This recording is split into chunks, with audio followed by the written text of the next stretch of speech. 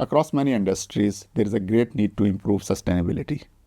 One area with a huge potential is the natural products like fungi and algae. By tapping into these vast resources, we can bring about new products, new services, which will have reduced emissions, having a positive impact on the climate change, thus building a greener future and resilient businesses.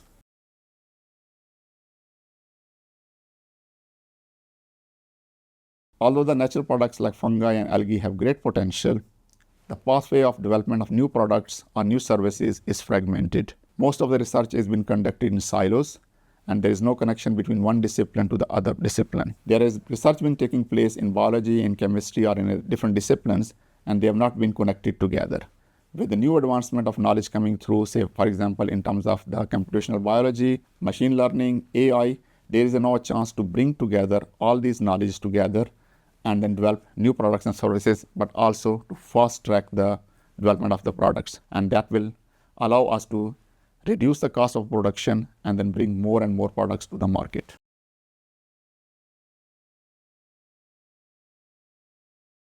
With a growing interest to have a positive impact on climate change, there is an increased demand and interest to develop nature-based solutions. There are many sectors where nature-based solutions are now replacing the synthetic chemicals.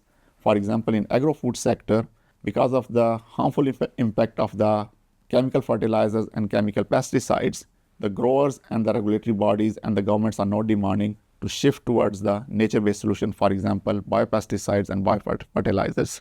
In European countries, more than 70% of the chemical insecticides have already been banned, and this has led to increased demand and market potential for biopesticides. For example, it is estimated that by 2030, the biopesticide market would reach up to $23 billion US.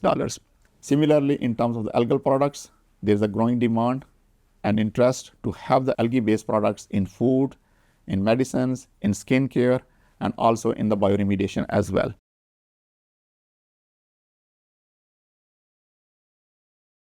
In order to capitalize on these potentials, the businesses need to come forward, work together with academia, and form a one-stop ecosystem where we can continuously developing these products through research and then technological development, scale up, and then going into the investment and different business sectors to make sure that all the stakeholders are connected, and then we develop these products in a more uniform manner.